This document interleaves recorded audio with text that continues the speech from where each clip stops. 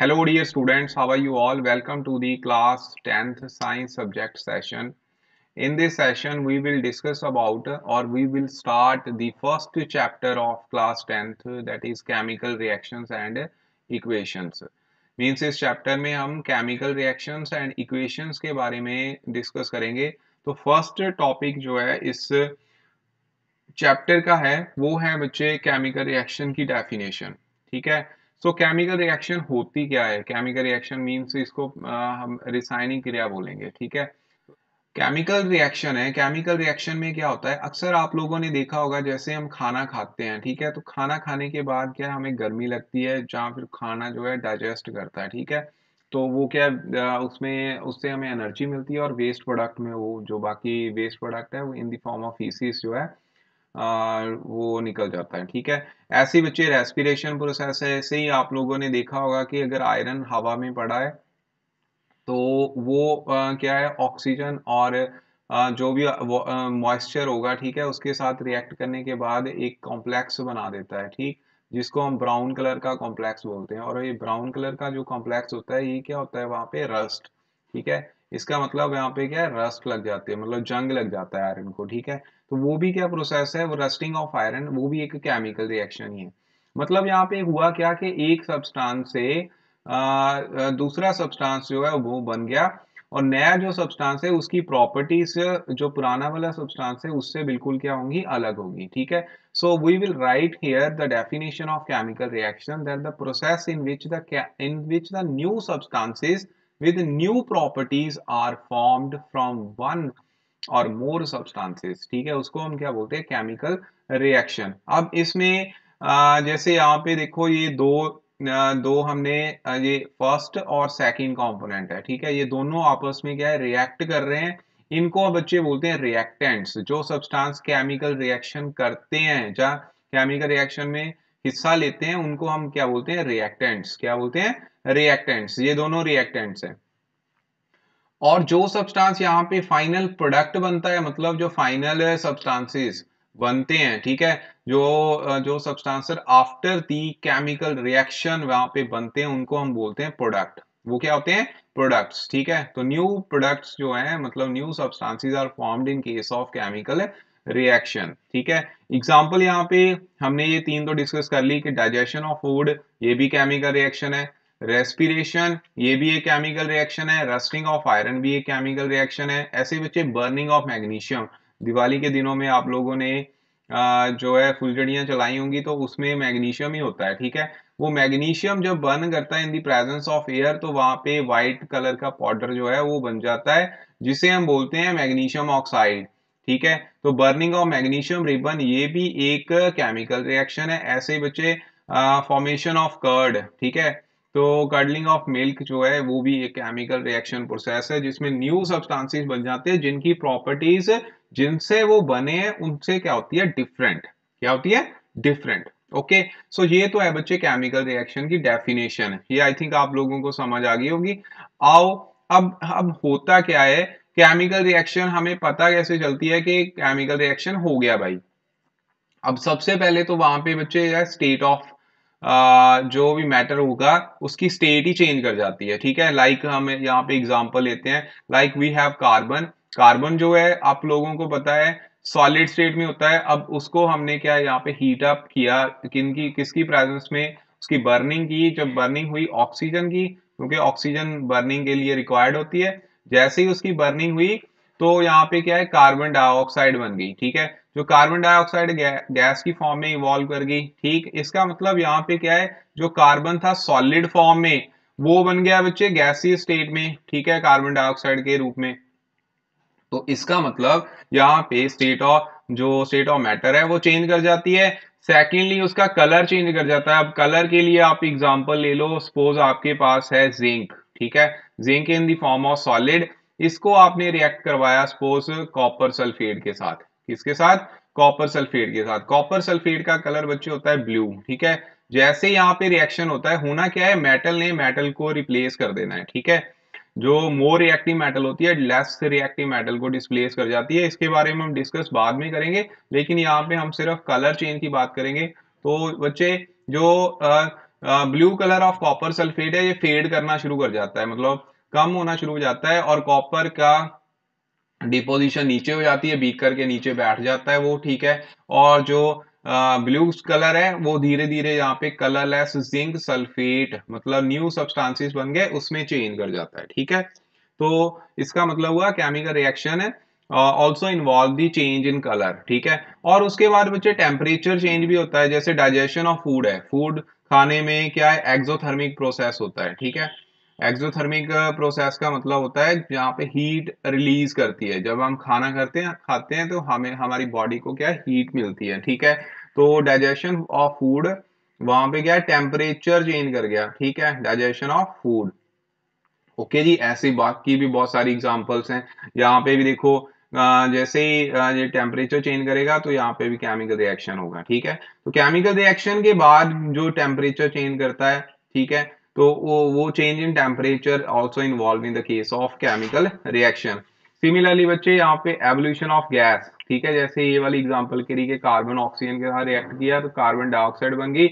It means यहाँ पे भी कार्बन डाइऑक्साइड जो है गैसीय स्टेट में है, वो इवॉल्व कर गई। So there may be the evolution of gas in case of chemical reaction. Okay बच्चों, आओ अब हम करते हैं यहाँ पे ways to represent a chemical reaction. कैसे हम केमिकल रिएक्शन को रिप्रेजेंट करते हैं।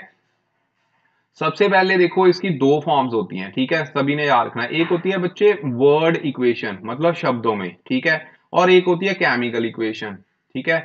अब वर्ड का मतलब क्या हुआ कि मैंने ऑरली आपको बता दिया कि सल्फ्यूरिक एसिड रिएक्ट किया जिंक के साथ, ठीक है, और आपके पास बने वहां पे जिंक सल्फेट एंड हाइड्रोजन। ये बच्चे वर्ड मतलब वर्बली आ गया, तो वर्बली आपने उसको वर्ड में लिखना है। तो जिंक, अब मैं आपको बोलूंगा जिंक, तो आप जिंक का सिंबल नहीं लिखोगे, आप जिंक को पूरा लिख दोगे। उसको सल्फ्यूरिक एसिड के साथ रिएक्ट करवाया तो यहाँ पे सल्फ्यूरिक एसिड लिख दोगे और साथ में लिख दोगे प्लस का साइन यहाँ पे। उसके बाद यहाँ पे बना क्या बना बच्चे, क्या बना, जिंक सल्फेट और हाइड्रोजन गैस, ठीक है। ये भी आपने वर्ड में लिख दिया, ठीक। जो लेफ्ट हैंड साइड है इसको हम बोलेंगे रिएक्टेंट, और यहाँ पे जो एरो लगाया ये, इस एरो का मतलब होता है इक्वल टू, ठीक है। जैसे मैथ्स में इक्वेशन होती है तो ये भी बच्चे इक्वल टू ये एरो, कि इससे क्या बना, ये वाले प्रोडक्ट बन गए, ठीक है। तो राइट साइड पे क्या आएंगे, प्रोडक्ट। अब इसी को हमने केमिकल इक्वेशन फॉर्म में लिखना है, तो जिंक का सिंबल बच्चे होता है Zn, ठीक है। ये होती है केमिकल इक्वेशन का मतलब होता है सिंबॉलिक फॉर्म, ठीक है। ये क्या हो जाती है, सिंबॉलिक फॉर्म, सिंबल्स की फॉर्म में, या फिर उसके जो भी मॉलिक्यूलर फार्मूले हैं उसकी फॉर्म में हमने अगर केमिकल इक्वेशन को रिप्रेजेंट करना है, तो यहाँ पे बच्चे आएगा सल्फ्यूरिक एसिड। सल्फ्यूरिक एसिड का फार्मूला होता है H2SO4।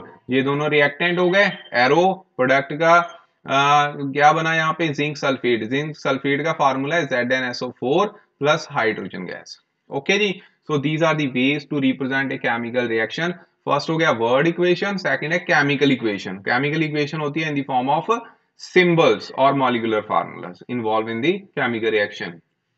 जो भी वहां पे फार्मूलेज होंगे वो हमने लिख देने हैं, ठीक है। वर्ड इक्वेशन को केमिकल इक्वेशन में रिप्रेजेंट करना है। ओके जी, अब बच्चे आ जाओ केमिकल इक्वेशन जो है केमिकल रिएक्शन को हम केमिकल इक्वेशन की फॉर्म में, ठीक है, रिप्रेजेंट करते हैं। तो यहाँ पे हम करते क्या है, ये हमने डिस्कस कर लिया कि it involve the uses of symbols and elemental और chemical formula of reactant and product with mention of a physical state।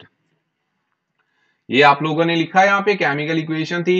अब इस केमिकल इक्वेशन में हमने क्या है, इसको केमिकल इक्वेशन कैसे लिखी, देखो कि केमिकल रिएक्शन केमिकल इक्वेशन की फॉर्म में कैसे है, Zn कौन सी स्टेट में है, साथ में स्टेट मेंशन कर देनी है, वो है सॉलिड स्टेट में, ठीक है।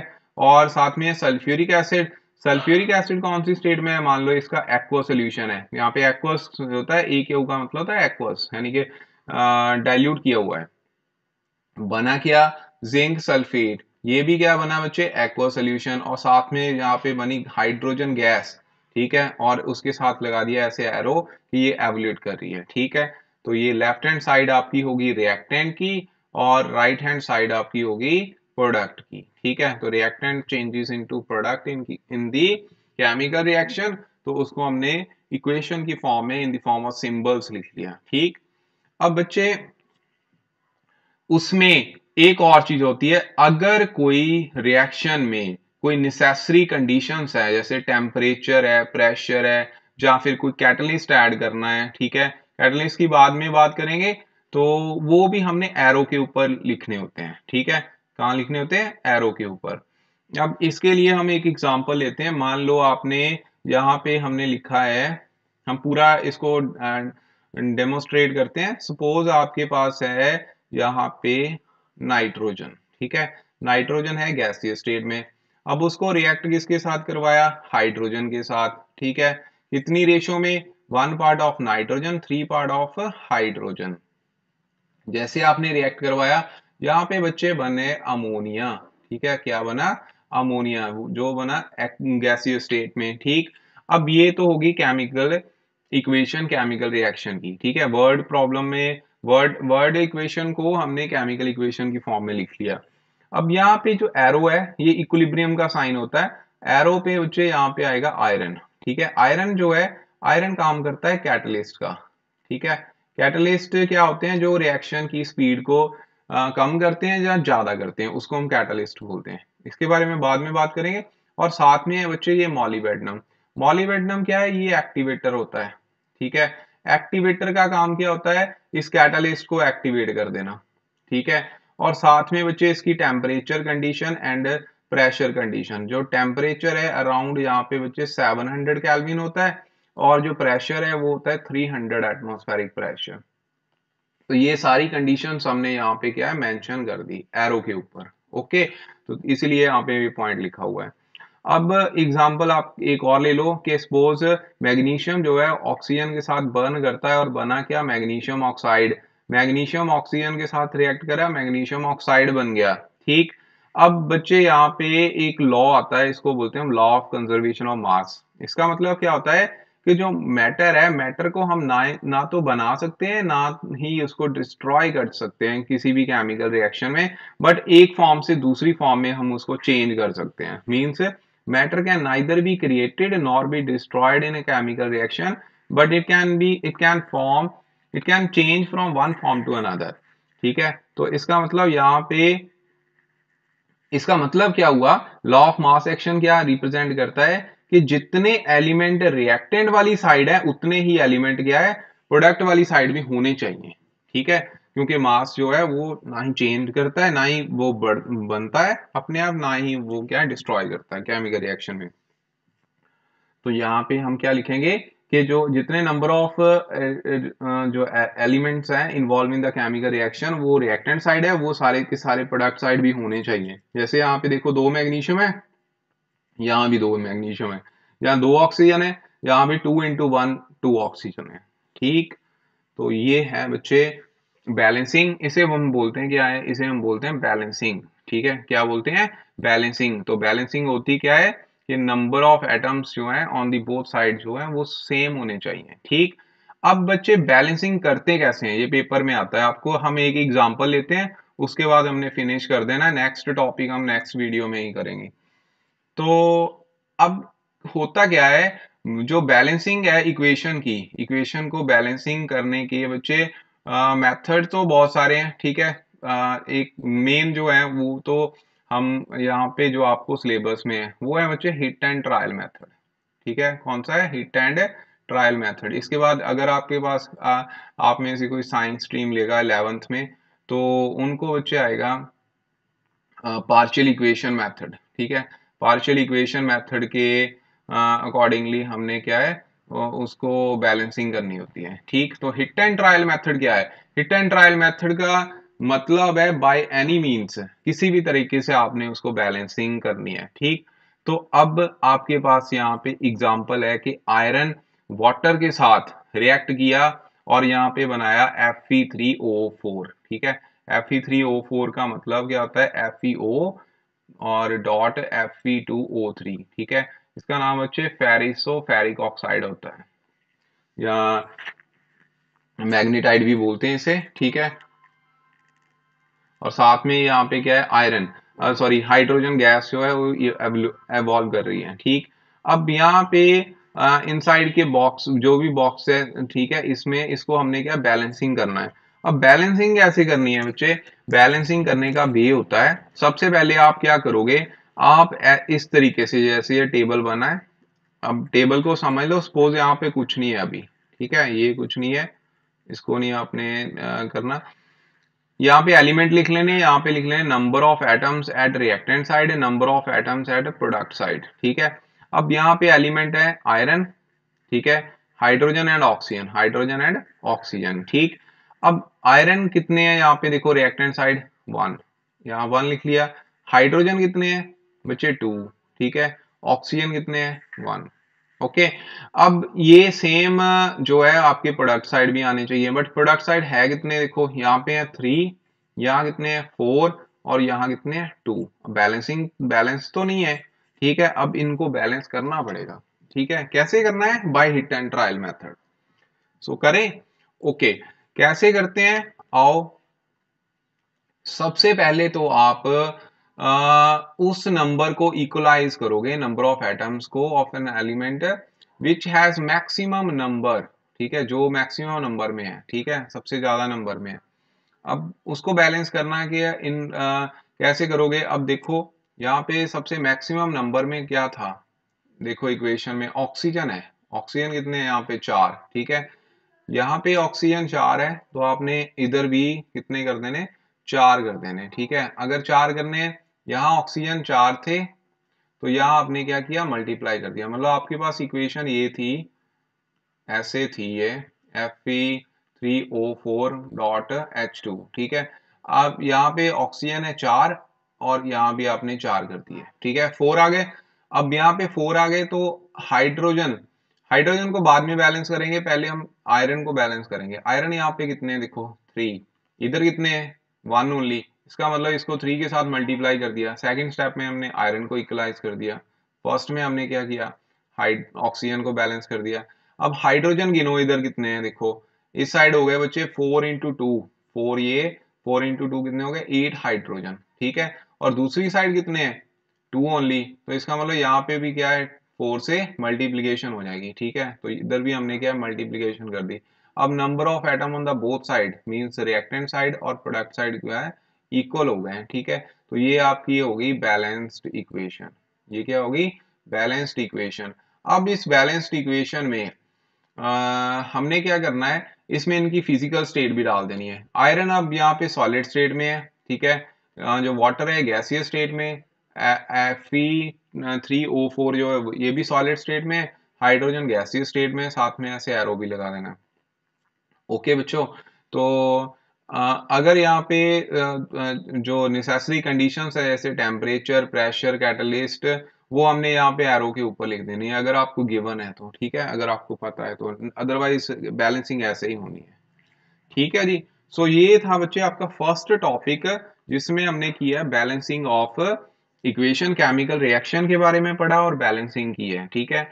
नेक्स्ट जो टॉपिक होगा वो होगा बच्चे टाइप्स ऑफ रिएक्शंस, ठीक है। रिएक्शन की टाइप्स कैसी कैसी होंगी वो हम नेक्स्ट वीडियो में करेंगे। ओके बच्चों, थैंक यू सो मच।